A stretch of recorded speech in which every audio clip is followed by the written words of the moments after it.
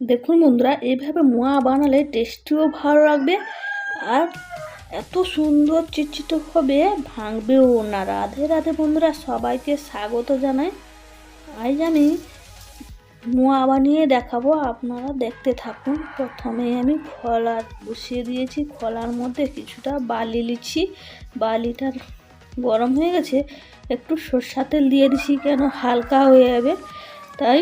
সরষের তেলটা দিয়ে আবার লেড়ে নিয়েছি। বালিটা হালকা হয়ে গেছে, বালিটা গরম হয়ে গেছে, তার জন্য ধান আমি এক মুঠো দিয়ে অনবরত এখানে কুচি নিয়েছি, লাড়তে থাকবো। আর না যেন বালি ঠিক হয় তাই আমি এই কাগজটা নিয়েছি বাম হাতে দিয়ে, ফুটে গেছে খইগুলো দিয়ে কাগজটা রেখে দিয়ে আমি টানছি খইগুলো। আবারও এইরকম ধান দিয়ে এইরকম আমি খইগুলোকে ভেজে নেব। সবগুলো খই দিয়ে একটু ফাঁকা চালিয়ে নিচ্ছি, ধানগুলো বাড়ি যাবে এবং খইগুলো উপরে সুন্দর কিছুটা হালকা হয়ে যাবে। ধানগুলো প্রথম না চালালে ধান তো এত বাছা সম্ভব না, তাই আমি একটু চালিয়ে নিয়ে আবারও এক জায়গায় একটা একটা করে ধান বেছে নিয়েছি।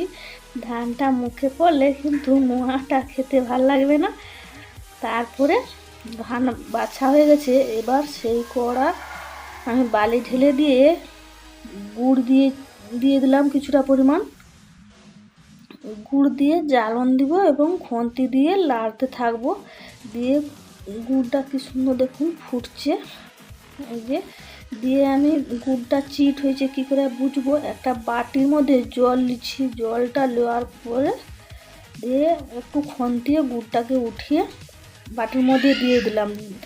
বাটির জলের নিচে পড়ে গেছে, ও সুন্দর একটু শক্তর মতো হয়ে গেছে, শক্ত হয়ে গেছে। তাই ভাবলাম যে এই সময় চিটটা কিন্তু সুন্দরভাবে গুড়ের পাকটা হয়ে গেছে।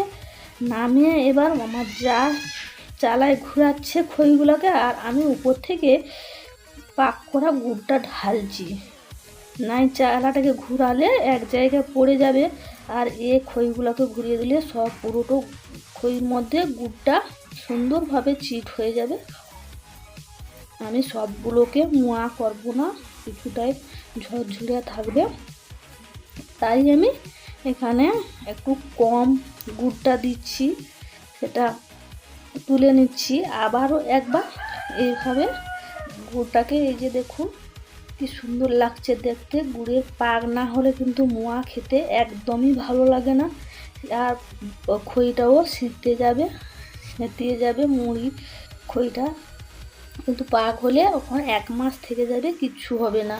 বারো এইভাবে পাক করে ঢেলে দিচ্ছি। আমার যা আবার সেরকমই ঘোরাচ্ছে, ঘুরিয়ে সেইগুলো আবার খোলাটায় কিছুটা গুড় আছে, গুড়ের মধ্যে আবার খইগুলোকে দিয়ে খন্তি দিয়ে লেড়ে নিচ্ছি। লেড়ে সুন্দরভাবে লাল হয়ে গেছে। আবার একটু গরম অবস্থায় মোয়া করতে গেলে কিন্তু এরকমই করতে হবে। কড়াইতে আমার গুড় অনেকটা পরিমাণ ছিল, তাই কড়াইতে আমি খই কিছুটা দিয়ে খুন্তি দিয়ে লেড়ে নিয়েছি। দিয়ে গরম অবস্থায় হাত দিয়ে চেপে চেপে গোল করে নিয়েছি। গরম অবস্থায় না করলে এই মোয়াটা কিন্তু হবে না, ঠান্ডা হয়ে গেলে এই গোলটা হবে না। তাই আমি গরম অবস্থায় গোল করে নিয়েছি। এইভাবে উখড়া ও মোয়া হয়ে গেছে রেডি। এবং যারা পুরনো বন্ধু হয়ে আছেন তাদের অসংখ্য অসংখ্য ধন্যবাদ। আর যারা আমার চ্যানেলে এখনো নতুন সদস্য হয়েছেন তাদের অনুরোধ করবো একটা সাবস্ক্রাইব করতে এবং লাইক করতে ভুলো না। বেশি বেশি করে শেয়ার করুন, কমেন্ট